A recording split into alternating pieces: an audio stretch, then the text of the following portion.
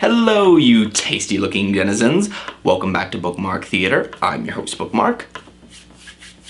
So let's talk about cannibalism. The practice of humans eating other humans as food has existed for about as long as we have as a species. It has popped up in every major culture and religion in the world, from the ancient Greek titan Kronos, who devoured his own children, to the modern-day practice of communion in Christianity. Cannibalism has spanned the world and often has been done as a form of ceremony, like with the warring tribes of the Maori in northern New Zealand, and also has been seen in the tribes of Papua New Guinea, which were said to have practiced ritualistic cannibalism up to 5 years ago. The practice has also been widely seen during times of war, like in the German assault in Stalingrad in World War II, where the citizens of the city were said to have cannibalized upon the buttocks and thighs of the dead and dying. But that's not why we're here today. Today we're here to talk about serial killers who commit cannibalism. And as the United States produces the most serial killers in the world, producing 8 times as many as Canada, UK, South Africa, and Germany combined, it's clear to see that we have had a long history of serial killers and have over the years found out what makes them tick. The broad strokes profile of a cannibalistic serial killer is usually a white male of middle age, lower socioeconomic status, a possible history of violence, but always with a long-standing interest in cannibalism itself. But more than the profile, we have to ask ourselves, what purpose does the cannibalism serve? Ruling out the need for nourishment, the act of consuming another human being can often be traced to roots of extreme sadomasochism and also forms of human companionship desired through the act. As was the case of Armin Musk, a German computer programmer who killed and ate his lover, Bernd Brantes, who willingly met him for the express purpose of being butchered and eaten. More notoriously was the American serial killer Jeffrey Dahmer, who drugged and mutilated the bodies of over 17 gay men and boys in Cleveland, Ohio. But these men were different. They chose to kill for the desire of consuming their lovers to never be apart from them. It had a motive behind them beyond just the act of killing. On the other side of the spectrum are men like Albert Fish, a pedophile who claimed to have killed and eaten children in all 50 states, before he was convicted and executed by the state of New York. Similar circumstances could be seen in his Russian equivalent, Andrei Chikaleto, who had raped and eaten over 50 women and children in Russia up until 1994. These men killed for the sexual gratification of the act, and targeted women and children because of the ease at which they would be overpowered, killed, and eaten and disposed of. Okay, sorry that got a little bit dark there, but this is where Hannibal Lecter comes in. Hannibal Lecter was the creation of Thomas Harris in his first novel, Red Dragon, in 1981. Harris's novel, while centered around the criminal profiling done by Will Graham, was mainly driven by the character of Hannibal Lecter, a cannibalistic psychiatrist who he had a hand in capturing. Hannibal acts as a secondary antagonist in both this and his next novel, Silence of the Lambs, which introduced his titular love interest, Clarice Starling. Both novels turned out to be bestsellers, and the second one was actually adapted into a film directed by Jonathan Demme. It starred Jodie Foster as Clarice Starling and Anthony Hopkins as Hannibal Lecter, making both actors synonymous with the roles ever since. And what was surprising about this was actually Hopkins' performance. As hard it is for any of us to think of him as anything other than Hannibal Lecter, Anthony Hopkins had only ever acted in a couple other films before this, only ever playing an English gentleman, so his performance here was kind of out of the blue. Meanwhile, a third entry in the series, simply named Hannibal, was written in 1999, and the film was released 2 years later. And this film had the A-team behind it. Anthony Hopkins reprised his role, Julianne Moore took over the role of Clarice Starling, additionally the main villain was played by Gary Oldman, and the whole thing was directed by Ridley Scott and scored by Hans Zimmerman. This was the Titanic of films. There was no way it could fail. However, it did. Not that the film was bad, but this was no Silence of the Lambs. The film went from this really enjoyable power play between the two main characters to your standard manhunt movie. Moreover, there was a bit of controversy with the film, as Scott had decided to change the ending from Harris's original ending, which pissed a lot of fans off. So after the disappointment of Hannibal, Universal Pictures decided to take it back to an earlier work and released Red Dragon, with Anthony Hopkins' final portrayal as Hannibal Lecter, starring beside Edward Norton, Harvey Keitel, and Ralph Fiennes. This was the second attempt at the star-studded Hannibal film, and this one did a lot better. It took place before Silence of the Lambs, so they were able to get away from the romance angle and just have Hannibal be a bad guy. The expansion of Will Graham's character also really worked well, as it was a psychological thriller. And finally, in 2006, Tom Harris released his final novel of the Hannibal series, simply called Hannibal Rising. This showed the origin story of Hannibal Lecter's character as a child in World War II and showing his divulsion into cannibalism. The film was released a year later with a completely new cast starring the French actor Gaspard Ullier in the main role, with a new story, new style, and to not-so-sunny effect. To date, the fourth entry in the series does have the lowest approval rating of any Hannibal Lecter film, and while I can kind of understand that, in a way, I kind of liked it. However, this would not be the final time we'd see The Good Doctor, as 8 years after the final film, NBC created the first season of its show, Hannibal. The show was both a revival and a retelling of the original novels, and took place in the form of a CSI SVU-style cop show, starring the scruffy schoolboy Hugh Dancy, and portraying the main villain was none other than the great Bond villain himself, Mads Mikkelsen. The show takes place in this kind of adaptational gray area, taking stories from all 4 books and only a slight nod to continuity. On top of this, the show was an amazing hit and was, like our old pal Borgia, cancelled on a cliffhanger in season 3 with no end in sight. Which I think is reflective on both of these works because, trust me, neither of these stories ended with any dignity. So those are our candidates, and as much as I would love to go through a, 10-part analytical digest of all these works as their own interpretive fields, I will instead only be doing 2. I will be dividing them into the multi-genre, decade-spanning film saga, and the heavily stylized new age crime thriller psychological horror.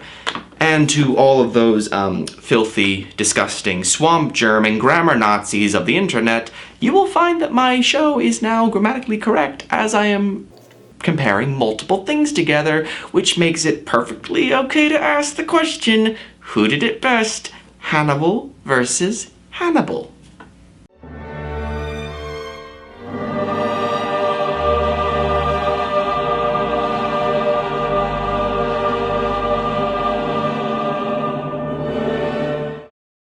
So if you didn't know, this is going to be a comparison of characters that appeared in both works and be judged upon which one was superior. This episode will mainly focus on minor characters, while the next one will be mostly major characters. On top of this, we'll also be judging how the story plays out in them, and also another category that I will be judging because at the end of the day, these are both adaptations. So without further ado, let's get on to our first match, Jack Crawford.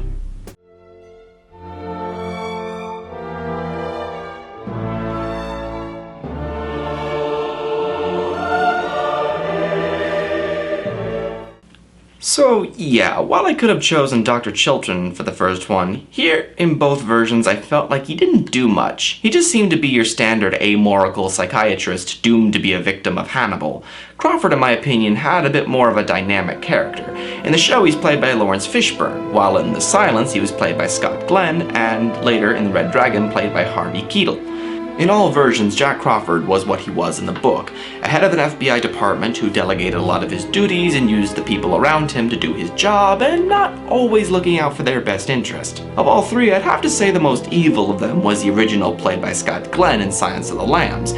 The way this director of the FBI's behavioral health keeps pushing this very young, unexperienced, eager-to-please-him trainee into the ring with this highly manipulative sociopath with no preparation whatsoever was indicative, I think, of how far he was willing to go to catch Buffalo Bill.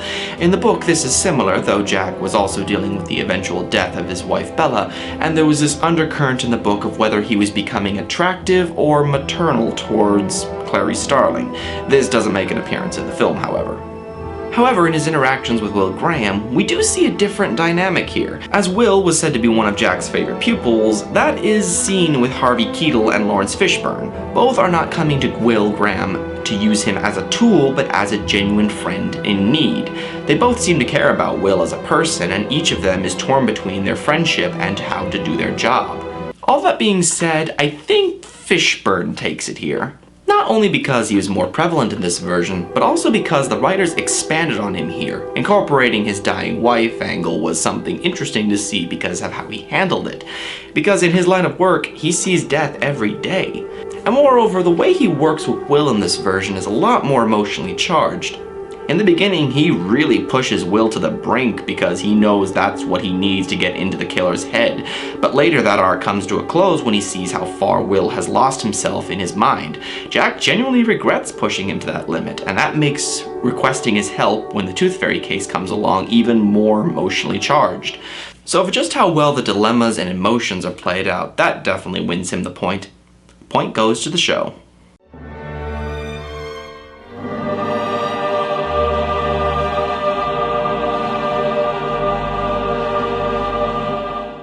But if there's one reason why we love these series so much, it's not just because Hannibal's doing all the killing. Which one had the best killers?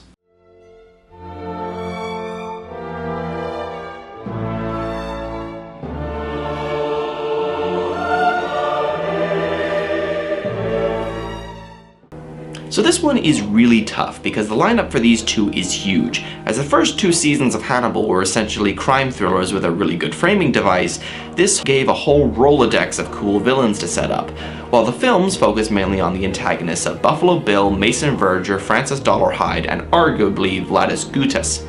The main thing that divides these two, however, is what are the villains based off of? The show decides to base the villains off of concepts. The idea of rebirth through death, of transcendence, of the connectivity of life, or looking through God, or evolving to a higher being. This results in some truly creative and yet weirdly plausible villains. But as you can guess, with this amount of wheat, there is quite a lot of chaff in this show. At the end of the second season, I was pretty much asking myself, how are these people able to exist when every third motherfucker is an overly elaborate serial killer? I mean, really? You're gonna play a dude as a cello? You're gonna make an eye painting out of dead bodies? You're gonna put a dude inside of a horse? These villains come off as sick and demented, sure, but when you give their schemes a bit more of a passing thought, they do come off as a little silly. And this rubs off into ones that we are supposed to take seriously. Tell me, what are you becoming? The Great Red Dragon. Over here in movie land, we get a much more plausible array of villains based more on real-life killers, which makes them more frightening in my opinion. The Tooth Fairy was modeled off several anxieties of the average white American: the disfigured person, the stalker, the abuse victim, the murderous attention seeker, while Mason Verger is a sadistic pedophile who is not only mentally disturbing but also visually repulsive.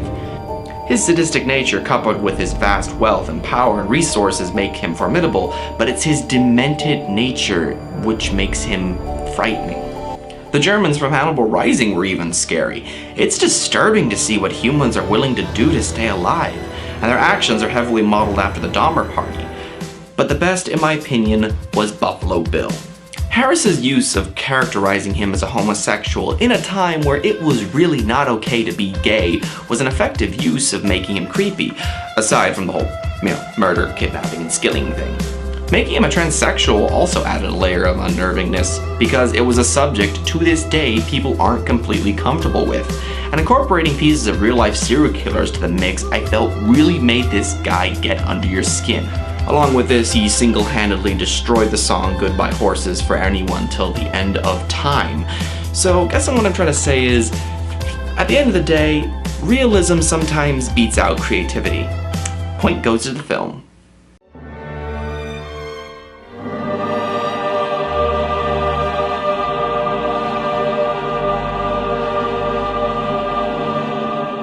So this video's gone on for quite a while, but I'm pretty sure that if I leave this as an even two-parter, I'll get my legs broken. So let's go on to one more category for the end of this video. Let's talk about the most fucked up individual in both of these versions, Will Graham.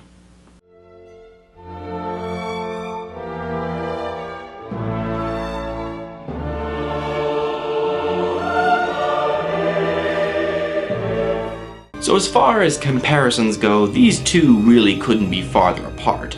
Will Graham in the book was very close to an analog of Clarice Starling. A good person, yes, but with a dark morbidity that you always kind of wondered about them. And each actor puts their own spin on things. Edward Norton is very much an intellectual, a deep thinker, and in a lot of ways very similar to Hannibal. He doesn't just try to see into the killer himself, he tries to outsmart him. But with this angle of intellect, you get a more generic character in the long run. He's the genuine, good-natured, hot-headed cop. He doesn't really have much in the way of problems. His reluctance to return back to the force when Crawford asks him to is more of a desire not to be disturbed by what he sees. Alternatively, Hugh Dancy plays more the disturbed person that we got in the book, but this version cranks that up to 11. This character is about as unstable as they come. Sometimes he's even more unstable than the killers. The photographic symbolism that they use to portray his inner thoughts really drives home the sense of unreality that Will Graham feels he's trapped in. But another thing about them is, how do they work with Hannibal, which is the whole reason why they're here. With Norton, it's very much a battle of wits. Hannibal wants to see Will dead. He sends the Tooth Fairy after his family, and with Will, that's when shit gets personal. He's not only trying to solve the case to save himself, but also his family. It raises the stakes. In this version, you can really see the hatred and disgust these people have for each other, but in a way, there is a kind of camaraderie there that might be left over from their previous time working together.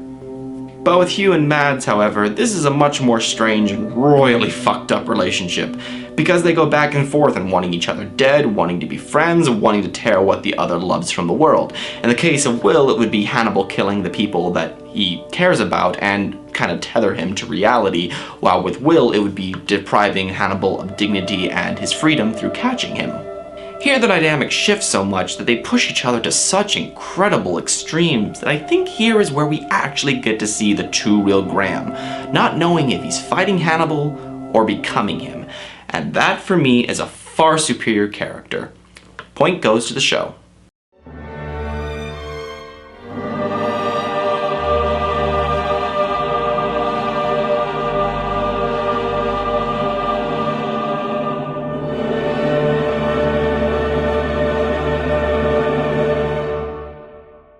So the show leads the films 2-1, but anything could happen as we go into the major characters next episode and finally answer the question of who did it best, Hannibal versus Hannibal.